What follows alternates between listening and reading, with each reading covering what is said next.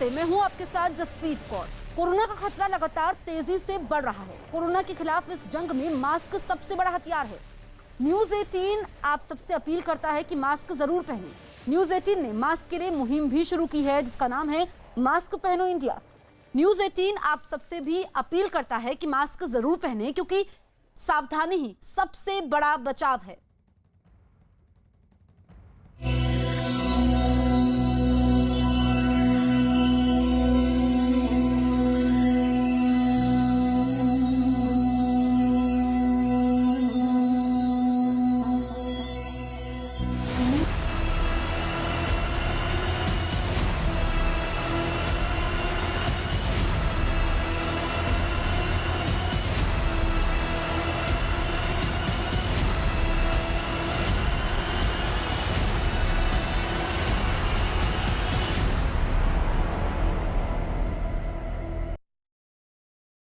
देश में पहली बार कोरोना के नए मामलों ने 3.5 लाख का आंकड़ा पार कर लिया है। आज देश भर में 3,52,000 से ज्यादा नए केस आए, जबकि एक दिन में 2,800 से ज्यादा मरीजों की मौत हो गई।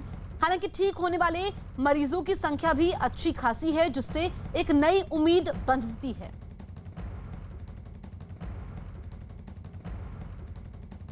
तो पहली बार इतने केस सामने आए हैं। एक दिन में मौतों का रिकॉर्ड भी बना है और पिछले 24 घंटे में 3,52,991 मरीज सामने आए हैं, जबकि 2,800 से ज्यादा लोगों की मौत भी हुई है। तो लगातार केसेस बढ़ रहे हैं और 5वें दिन आंकड़ा 3 लाख को क्रॉस कर चुका है। वहीं एक तरफ केसेस बढ़े हैं तो दूसरी तरफ जो ठीक होने वाले लोग हैं उनकी तादाद भी काफी ज्यादा है। तो पिछले 24 घंटे की अगर हम बात करें तो 3,52,000 से ज्यादा नए केस आए, जबकि एक दिन में 2,800 से ज्यादा मरीजों की मौत हो गई। हालांकि ठीक होने वाले मरीजों की संख्या भी अच्छी खासी है, जिससे एक नई उम्मीद बनती है। कोरोना की दूसरी लहर से दिल्ली के हालात बद से बदतर हो गए हैं। लॉकडाउन के बाद भी कोरोना मरीजों की संख्या कम होने का नाम नहीं ले रही है।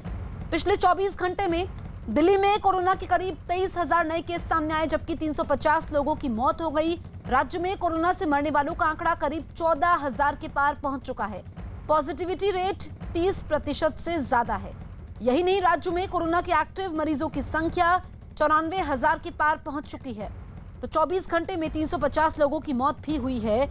दिल्ली में कोरोना की रफ्तार बेकाबू है। राज्य में अभी 94,592 एक्टिव केसेस हैं और अब तक 14,248 लोगों की मौत भी हुई है। लॉकडाउन के बाद भी एक दिन में 22,933 केस सामने आए हैं और 24 घंटे में 350 लोगों की मौत भी हुई है। यही कारण है कि कल दिल्ली के मुख्यमंत्री ने ऐलान किया कि लॉकडाउन को 1 हफ्ते और बढ़ाया जा रहा है ताकि केसेस में कमी आए।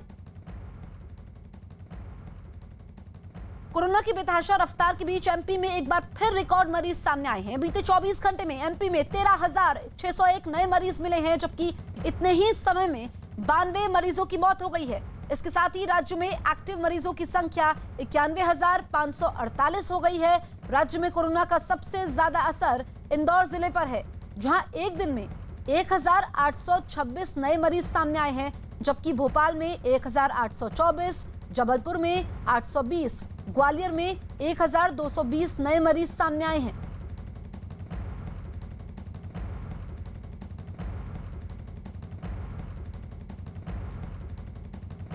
हमारे दो सहयोगी हमारे साथ लाइव मौजूद हैं। मनोज हैं हमारे साथ, इसके अलावा विवेक है। सबसे पहले मनोज के पास चलते हैं। मनोज, मध्य प्रदेश में स्थिति अभी भी चिंताजनक बनी हुई है। वाकई, क्योंकि जो आंकड़ा है, अब एक्टिव केस का आंकड़ा जो है 92,000 पर पहुंचा है और जो लगातार बढ़ रहा है। संक्रमण दर, जो पॉजिटिविटी रेट है, वो लगातार 23% पर बनी हुई है, जो कि अगर इसी अंदाज में चलता रहा तो बहुत जल्दी अप्रैल का अंत होने से पहले ही मध्य प्रदेश में जो आंकड़ा है वो लाख को पार कर जाएगा।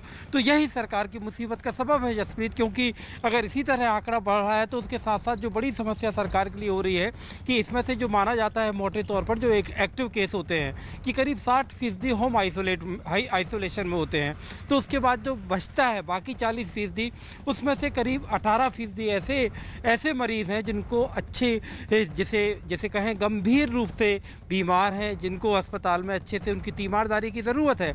तो ये सरकार के लिए जो बेड, रेमडेसिविर इंजेक्शन, ऑक्सीजन की सप्लाई, ये सरकार के लिए एक चिंता का सबब है। और लगातार अभी जैसे ताज़ा खबर मिली है कि जो सागर में बोकारो से चला जो टैंकर था वो आखिरकार सागर पहुंच गया। उत्तर प्रदेश के रास्ते से आया था तो रास्ते में कुछ परेशानियां हुई थी। पता बीच में इस तरह की खबर भी आई थी कि उसका रास्ता डाइवर्ट करने की कोशिश की गई, उसे उत्तर प्रदेश की प्रशासन की तरफ से उसे इस वक्त की बड़ी खबर बता दें, पटना में ऑक्सीजन की कमी देखी गई है। 16 अस्पताल में ऑक्सीजन कम है। तो बिहार के पटना में 16 अस्पतालों में केवल 1 घंटे की ही ऑक्सीजन बची है। तो स्थिति कितनी चिंताजनक है ये समझा जा सकता है। अलग अलग इलाकों से ऐसी खबरें सामने आ रही है और पटना में 16 ऐसे अस्पताल हैं जहां पर सिर्फ 1 घंटे की ऑक्सीजन बची है। तो समझिए कि स्थिति क्या है। चंद्रमोहन हमारे सहयोगी फोन लाइन पर मौजूद है। चंद्रमोहन, और क्या जानकारी मिल रही है? बिल्कुल, देखिए, राजधानी पटना में 16 ऐसे हॉस्पिटल है जहां पर ऑक्सीजन खत्म हो चुका है और तकरीबन 1 घंटा और बचा है जिस पर मरीज जो भी भर्ती हैं उनका इलाज किया जा सके। ऐसे में IGIMS जो एक सरकारी संस्था है, वहां के अधीक्षक ने साफ तौर पर यह कहा है कि जितना सिलेंडर की मांग की गई थी गैस सिलेंडर का, उतना दिया नहीं गया और सही सप्लाई नहीं होने की वजह से मरीजों की जान खतरा में है। ऐसे में उन्होंने जिला प्रशासन से बात की है और साथ ही जो अन्य 16 और हॉस्पिटल हैं वो उनके भी अधिकारी जिला प्रशासन से बात कर और जल्द से जल्द ऑक्सीजन मुहैया कराने का उन लोगों ने रिक्वेस्ट किया। और साथ ही ये कहा है कि अगर यहाँ पर ऑक्सीजन नहीं मुहैया कराया जाता है तो मरीजों को यहाँ से कहीं और शिफ्ट किया जाए, क्योंकि जो भी यहाँ पर इलाज हो रहा है ज्यादातर कोविड पॉजिटिव मरीज है और उनकी स्थिति ठीक नहीं है। ऐसे आलम में उनको यहाँ अस्पताल में भर्ती कराया गया था और अब यहाँ भी अगर ऑक्सीजन नहीं मिलेगा तो ऐसी स्थिति में उनकी जान खतरा में पड़ी है। तो इसको लेकर जिला प्रशासन की ओर से ये कहा जा रहा है कि जल्द से जल्द जिन अस्पतालों में ऑक्सीजन खत्म होने के कगार पर है वहां पर हम लोग ऑक्सीजन मुहैया कराएंगे। तो चंद्रमोहन, क्या कदम उठाए गए हैं? क्या जिला प्रशासन हरकत में आया है? क्योंकि 1 से 1.5 घंटे का समय तो बहुत कम होता है और 16 अस्पतालों में मरीजों की जान आफत में है। बिल्कुल, देखिए, अभी सिर्फ जिला प्रशासन की ओर से यह आश्वासन दिया गया है, लेकिन ऐसा होते हुए नहीं दिख रहा है। और अगर जल्द से जल्द इन अस्पतालों में ऑक्सीजन मुहैया नहीं कराया गया तो जो भी यहाँ पर मरीज भर्ती हैं उनके जिंदगी पर खतरा है, क्योंकि इस कोरोना के महामारी काल में जो लोग भी बीमार थे उनको अस्पताल में गंभीर स्थिति में लाया गया था और उसके बाद उनको इन अस्पतालों में भर्ती कराया गया था। और अब ऐसे आलम में ऑक्सीजन खत्म हो जाना, हालांकि ऐसी नौबत आज से 1 सप्ताह पहले भी आई थी, जिसके बाद आनंद फानन ने जिला प्रशासन ने जल्द से जल्द वहां पर ऑक्सीजन मुहैया करा दिया था। लेकिन आज जब से यह खत्म होने की बारी आई थी 2 घंटा पहले ही मनीष मंडल जो IGIMS के अधिकारी हैं उन्होंने जिला प्रशासन को इन्फॉर्म किया था, लेकिन अब तक ऐसा कुछ होते हुए नहीं दिख रहा है। और ये जो IGIMS हॉस्पिटल है यहाँ पर काफी तादाद में मरीज भर्ती हैं। ऐसे में समझा जा सकता है कि जो भर्ती हैं उनके साथ किस तरह का खिलवाड़ हो सकता है। हालांकि अगर वक्त रहते तो 1 घंटे के अंदर जिला प्रशासन इन लोगों को ऑक्सीजन मुहैया करा देता है तो शायद जो भी कोविड के मरीज हैं उनकी जान बच सकती है, अन्यथा ये सभी खतरे में हैं। बिल्कुल चंद्रमोहन, बड़ी लापरवाही है ये और हमने देश के अलग अलग इलाकों से ऐसी खबरें सुनी हैं। तो क्या जो ये 16 अस्पताल हैं इन्होंने समय से सूचित किया था ऑक्सीजन की कमी को लेकर? बिल्कुल, देखिए, पटना में जितने भी बड़े हॉस्पिटल्स हैं इनमें ऑक्सीजन की कमी आज से 1 सप्ताह पहले भी सामने आई थी और उस समय भी जिला प्रशासन ने इन अस्पताल कर्मियों के साथ और यहाँ के अधिकारियों के साथ बैठक कर आनंद फानन में ऑक्सीजन मुहैया कराया था। और उस समय ही ये कहा गया था कि जो भी ये बड़े हॉस्पिटल हैं उन अस्पतालों में वक्त से पहले जो भी उनको ऑक्सीजन गैस की जरूरत है उतना मुहैया कराया जाए। लेकिन साफ तौर पर आज कई हॉस्पिटल से ऐसी खबरें आई जहां ये कहा गया कि जहां 100 की जरूरत है वहां 10 से 15 गैस के सिलेंडर उपलब्ध कराए गए हैं। और यही वजह है कि धीरे धीरे ऑक्सीजन खत्म होते गए और अभी सिर्फ जी। 1 घंटे ऐसे बचे हैं जहाँ की ऑक्सीजन बचा और जहाँ ऑक्सीजन चल रहा है और जल्द से जल्द इन्हें ऑक्सीजन नहीं मुहैया कराया गया तो स्थिति और बिल्कुल विकराल हो चंद्रमोहन, आप सकता है। नजर में रखिए, लौटेंगे आपके पास अपडेट के लिए। महाराष्ट्र में कोरोना का कहर जारी है। एक दिन में राज्य में कोरोना के 66,191 नए केस सामने आए हैं। इस बीच 832 लोगों की जान भी गई। एक दिन में ये मौत का रिकॉर्ड आंकड़ा है। एक दिन में 61,450 मरीजों को इलाज के बाद घर को भेजा गया। वहीं मुंबई में पिछले 24 घंटों में कोरोना के 5,542 नए मामले मिले। 64 कोरोना मरीजों की मौत भी हुई है। एक दिन में 8,478 मरीज ठीक हुए हैं।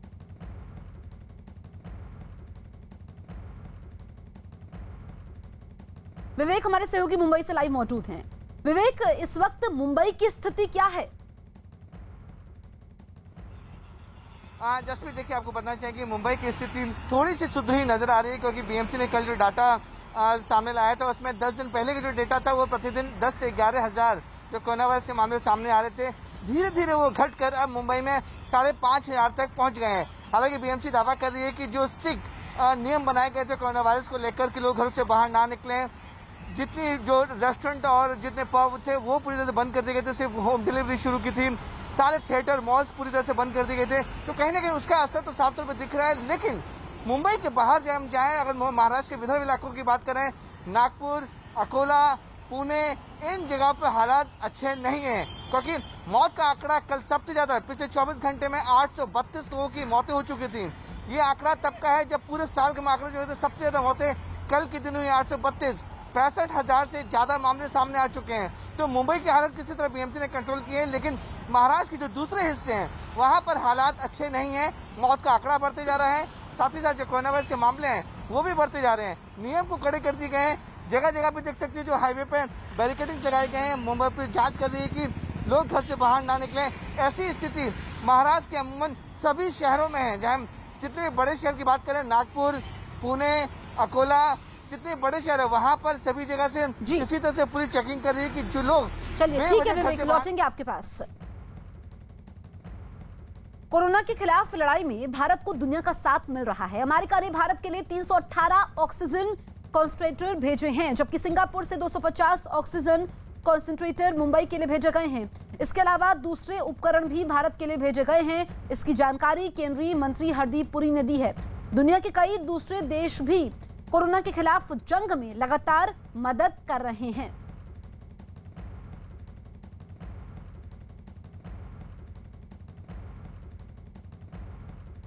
अमित पांडे हमारे सहयोगी लाइव मौजूद हैं। अमित, जो अमेरिका की तरफ से मदद भेजी गई है, सिंगापुर की तरफ से मदद भेजी गई है और जो अमेरिका कच्चे माल को देगा, इससे भारत में वैक्सीन बनाने के काम में तेजी आएगी।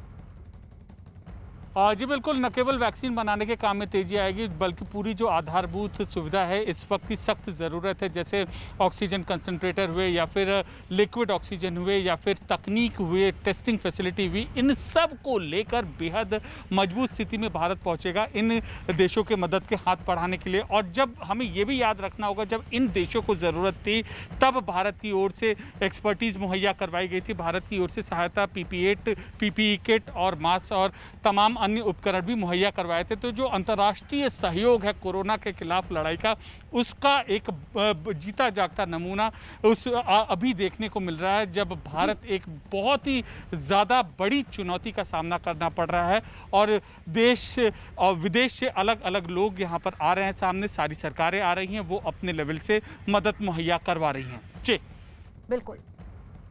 वहीं गृह मंत्रालय ने राज्यों को आदेश दिया है कि ऑक्सीजन के उत्पादन बढ़ाने पर जोर दिया जाए। उद्योग में इस्तेमाल होने वाली ऑक्सीजन सिर्फ स्वास्थ्य सेवाओं को दी जाए।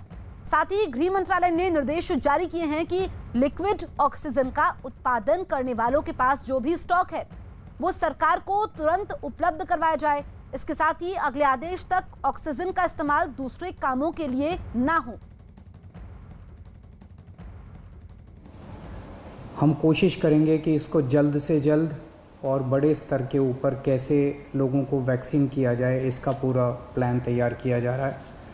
आज सुबह हम लोगों ने दिल्ली में 1,34,00,000 वैक्सीन खरीदने की मंजूरी दी है। हम कोशिश करेंगे कि ये जल्द से जल्द वैक्सीन खरीदी जाए और लोगों को लगाई जाए। इस महामारी में वैक्सीन एक समाधान निकल के आ रहा है। वैक्सीन जिन लोगों को लगी है उनका एक तरफ कोरोना नहीं होता, या जिनको होता है उन लोगों को माइल्ड होता है।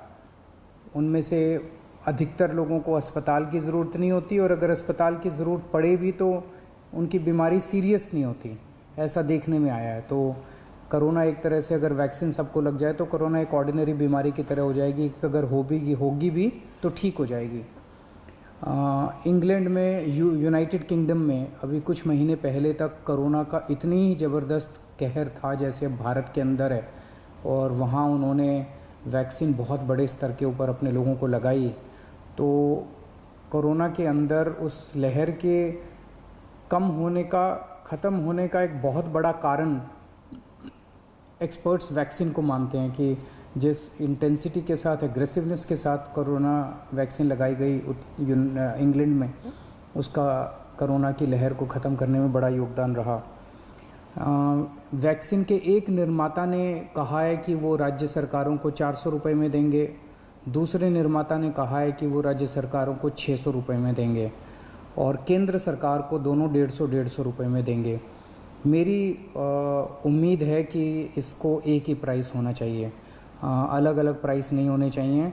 उनमें से एक निर्माता का मैं इंटरव्यू देख रहा था जो कह रहा था कि 150 रुपये में जब वो केंद्र सरकार को दे रहे हैं तो उसमें भी उनको फ़ायदा हो रहा है। तो अगर 150 रुपये में भी उनको फ़ायदा है, उसमें नुकसान नहीं है, तो 400 रुपये में और 600 रुपये में तो बहुत ज़्यादा फ़ायदा है। ये समय ऐसा है जो कि इंसानियत को मदद करने का समय है। ये समय ऐसा है जो प्रॉफिट कमाने का समय नहीं है। देश भर के अंदर केंद्र सरकार ने कई दवाइयों के प्राइसेस के ऊपर कैप लगाए, अलग अलग राज्य सरकारों ने हॉस्पिटल्स के प्राइसेस के ऊपर कैप लगाए कि अस्पताल जो हैं इससे ज़्यादा नहीं ले सकते दाम, इस चीज़ के इतने लेंगे, इस चीज़ के इतने लेंगे।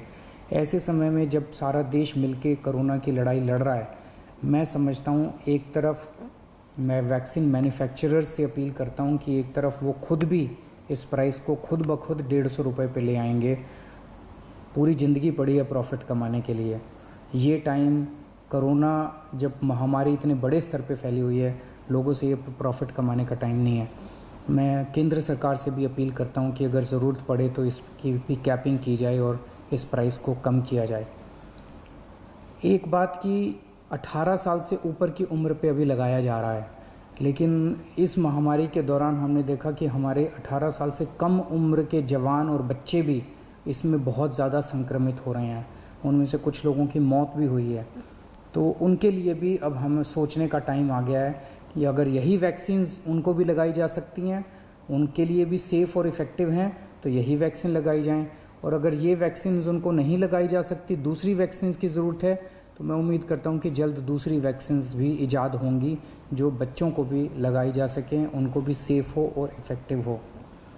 दिल्ली में ऑक्सीजन बेड्स बढ़ाने का इस टाइम बहुत बड़े स्तर पे हम लोग काम कर रहे हैं। अभी मैं राधा स्वामी सत्संग ब्यास के वहाँ पे जो एक सेंटर बनाया गया है उसका मुआयना करके आ रहा हूँ। आज सुबह 10 बजे वो मरीजों के लिए खोल दिया गया है। लगभग 500 बेड्स शुरू किए जा रहे हैं। आज 150 बेड्स हैं, अगले 1-2 दिन में 500 बेड्स हो जाएंगे। उसके 2-4 दिन के अंदर इसको 2000 बेड्स तक और फिर 5000 बेड्स तक ले जाया जाएगा। इसके साथ साथ वहीं पे 200 बेड्स का आईसीयू भी तैयार कर रहे हैं राधा स्वामी सत्संग में। और तो मैं उम्मीद इसी तरह से पूरे दिल्ली के अंदर कई जगह फैसिलिटीज़ क्रिएट की जा रही हैं ऑक्सीजन। मुख्यमंत्री अरविंद केजरीवाल को आप सुन रहे थे। उन्होंने केंद्र से अपील की है कि जो वैक्सीन का दाम है, जो वैक्सीन बनाने वाली कंपनियां हैं, वो कोई कह रहा है कि वो 400 रुपए में राज्यों को देगी, जबकि दूसरी कंपनी कह रही है कि 600 रुपए में दी जाएगी। ऐसे में एक ही दाम होना चाहिए और उन्होंने इसको लेकर के केंद्र से अपील की है कि 150 रुपए ये दाम किया जाए, ताकि केंद्र सरकार ने जो अलग अलग अस्पतालों के लिए कैपिंग की है कि इससे ज्यादा रेट नहीं होना चाहिए, ऐसे ही वैक्सीन को लेकर भी किया जाए। उन्होंने कहा कि जो देश में कोरोना के मामले बढ़ रहे हैं, ऐसे में वैक्सीन ही एक विकल्प है। और चाहे फिर हम दूसरे देशों की बात करें जहां पर पहले ही कोरोना ने कहर बचाया, उसके बाद स्थिति नियंत्रण में आई, वहां पर वैक्सीनेशन एक बड़ा योगदान था। साथ ही उन्होंने ये भी कहा कि जो अगर बच्चे हैं उनको भी वैक्सीन लगाई जाए, क्योंकि जो 1 मई से तीसरा चरण वैक्सीनेशन का शुरू होने वाला है उसमें 18 साल से ऊपर के लोगों को वैक्सीन लगेगी। ऐसे में अगर वही वैक्सीन बच्चों को फिट बैठेगी तो वही लगाई जाए, नहीं तो दूसरी वैक्सीन बनाई जाए।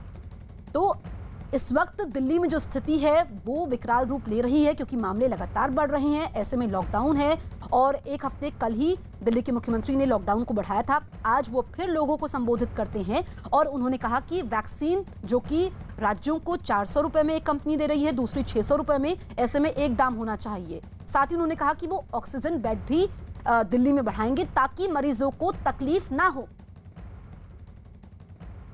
दिल्ली सरकार ने निर्णय लिया है कि 18 साल से ऊपर की उम्र के लोगों को फ्री वैक्सीन दी जाएगी। हम कोशिश करेंगे कि इसको जल्द से जल्द और बड़े स्तर के ऊपर कैसे लोगों को वैक्सीन किया जाए, इसका पूरा प्लान तैयार किया जा रहा है। आज सुबह हम लोगों ने दिल्ली में 1,34,00,000 वैक्सीन खरीदने की मंजूरी दी है। हम कोशिश करेंगे कि ये जल्द से जल्द वैक्सीन खरीदी जाए और लोगों को लगाई जाए। इस महामारी में वैक्सीन एक समाधान निकल के आ रहा है। वैक्सीन जिन लोगों को लगी है उनका एक तरफ कोरोना नहीं होता, या जिनको होता है उन लोगों को माइल्ड होता है। उनमें से अधिकतर लोगों को अस्पताल की ज़रूरत नहीं होती, और अगर अस्पताल की ज़रूरत पड़े भी तो उनकी बीमारी सीरियस नहीं होती, ऐसा देखने में आया है। तो कोरोना एक तरह से अगर वैक्सीन सबको लग जाए तो कोरोना एक ऑर्डिनरी बीमारी की तरह हो जाएगी, अगर होगी भी तो ठीक हो जाएगी। तो बड़ी बात अरविंद केजरीवाल ने कही है कि जो 1 मई से 18 साल से ऊपर के लोगों को वैक्सीन लगाई जाएगी, दिल्ली सरकार फ्री में वैक्सीन लगाएगी।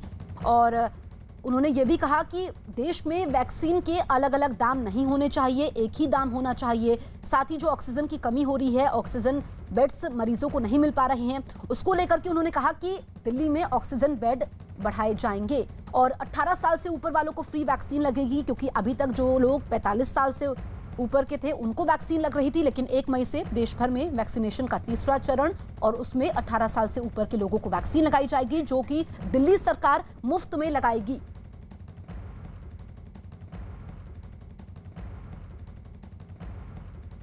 केंद्र सरकार की चलाई गई ऑक्सीजन एक्सप्रेस आज दिल्ली पहुंचेगी, जिसमें 70 टन ऑक्सीजन होगा। ये ऑक्सीजन एक्सप्रेस छत्तीसगढ़ के रायगढ़ के जिंदल स्टील प्लांट से आ रही है। ट्रेन पर 4 टैंकर में ऑक्सीजन आ रही है। ऐसे में दिल्ली सरकार को खाली टैंकर्स की व्यवस्था करने को कहा गया है ताकि ट्रेन से अस्पतालों तक पहुंचने की सुविधा हो सके। दिल्ली के मुख्यमंत्री अरविंद केजरीवाल ने देश के बड़े उद्योगपतियों और राज्यों को ऑक्सीजन संकट में मदद करने के लिए चिट्ठी लिखी थी। हालांकि केंद्र सरकार कोरोना प्रभावित राज्यों के लिए ऑक्सीजन एक्सप्रेस चला रही है।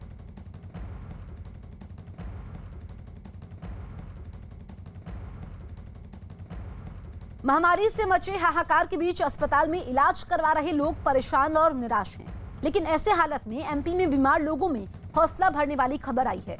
देवास की रहने वाली 62 साल की एक महिला ने अपने जज्बे और पॉजिटिव सोच से कोरोना को मात दे दी। महिला को हालत बिगड़ने पर आईसीयू में भर्ती करवाया गया था और उनके फेफड़ों में 95% इन्फेक्शन होने के बाद डॉक्टरों ने उनके बचने की उम्मीद छोड़ दी थी। लेकिन परिवार के लोग महिला को घर ले गए और सकारात्मक सोच से उनका हौसला बढ़ाते रहे। परिवार के लोगों ने इस बीच उनकी अच्छी तरह देखभाल की, जिसके बाद वो अब पूरी तरह स्वस्थ हो चुकी हैं। महिला के कोरोना को मात देने के जज्बे की मुख्यमंत्री शिवराज सिंह चौहान ने ट्वीट कर सराहना की है। मुंबई में कोरोना से जंग के बीच सलमान खान एक बार फिर जरूरतमंदों की मदद के लिए लोगों के बीच पहुंचे। सलमान खान ने अपनी संस्था बीइंग ह्यूमन की तरफ से लोगों को खाने के पैकेट बांटे। मुंबई में इन दिनों लॉकडाउन जारी है, ऐसे में कई लोगों के सामने खाने पीने का संकट भी है। ऐसे में सलमान खान ने परेशान और लाचार लोगों के लिए मदद का हाथ बढ़ाया है। हमें चलिए लॉकडाउन के जरिए हर लोग जितने भी हमारे फ्रंटलाइन फोर्स है उनको हमें फील्ड पे जाके उनसे मिलना है और एक this is our way to show them our respect. और हमने जो मुहिम चालू की है, आज इसको 7वां दिन हो रहा है और हमने इसमें आज जैसे संडे है तो आज के पैकेट में पाव भाजी, पैकेट ऑफ बिस्किट्स, एक बॉटल पानी और चाय, ये आज हम लोग 5000 लोगों को हम तक पहुंचेंगे। दिल्ली में ऑक्सीजन की कमी से जूझ रहे एनकेएस अस्पताल के लिए गुलाबी बाग पुलिस मसीहा बनकर सामने आई।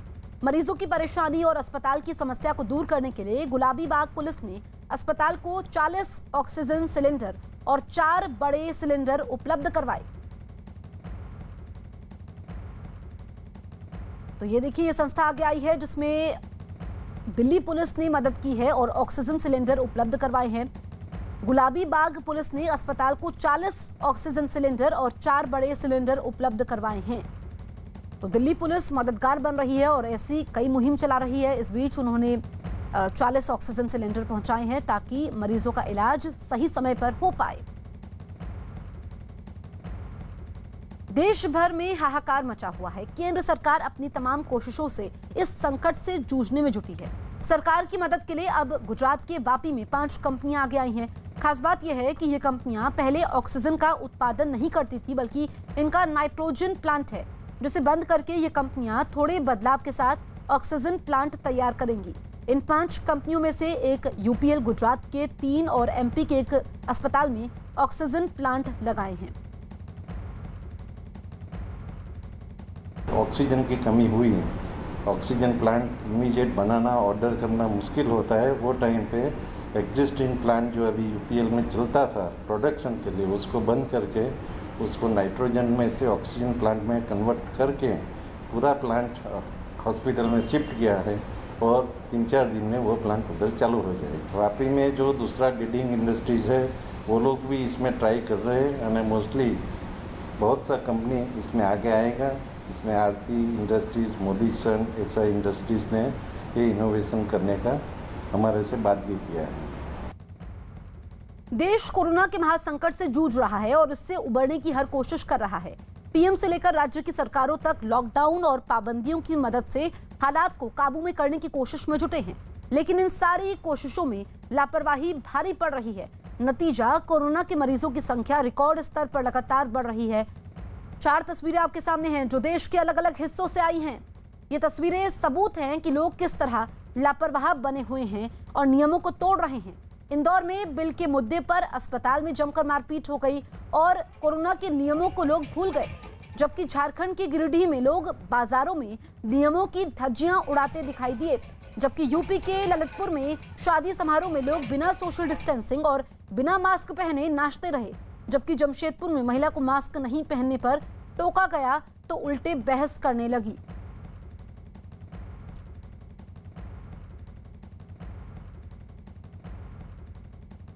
मध्य प्रदेश के इंदौर में एक परिवार ने अस्पताल स्टाफ पर पिटाई का आरोप लगाया है, जिसका वीडियो भी वायरल हुआ है। अस्पताल में भर्ती एक आदमी की 2 बेटियों ने आरोप लगाया कि अस्पताल के स्टाफ ने ऑक्सीजन मास्क हटा लिया था और बिल भी ज्यादा वसूल रहे थे, जिसका विरोध करने पर उनके साथ मारपीट और बदसलूकी की गई। हालांकि पुलिस ने लड़कियों और अस्पताल के स्टाफ की शिकायत दर्ज कर ली है।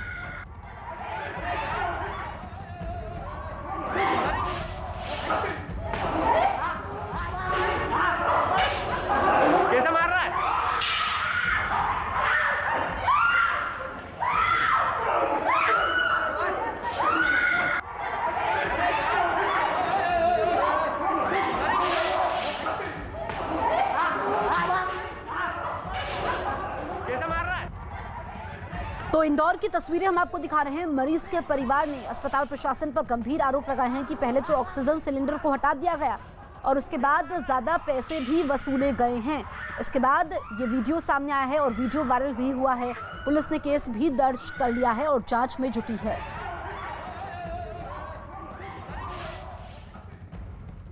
ये सब इस वजह से हुआ है क्योंकि हम लोग जब बिल बना रहे थे तो ये लोग मनमाना चार्ज ऐड कर रहे थे, जो हम इस पे हमने आपत्ति ली है और उसके बाद से हमको वहाँ से इन्होंने मारापुटी करके वहाँ से बाहर निकाल दिया। हमको पेशेंट के पास में जाने नहीं दे रहे थे, धक्का मुक्की में हम अंदर गए।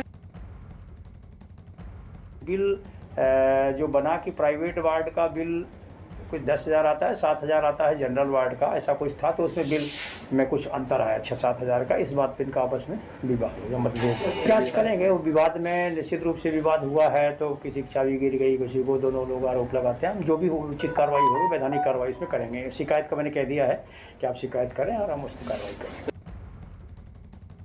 झारखंड के जमशेदपुर में लापरवाही करने पर टोकने के बाद एक महिला ने हंगामा कर दिया। यह महिला बिना मास्क पहने पेट्रोल पंप पहुंची तो उसे पेट्रोल देने से मना किया गया। नियम का पालन नहीं करने के बावजूद महिला ने अपनी गलती नहीं मानी और पेट्रोल पंप के कर्मचारियों पर भड़क गई।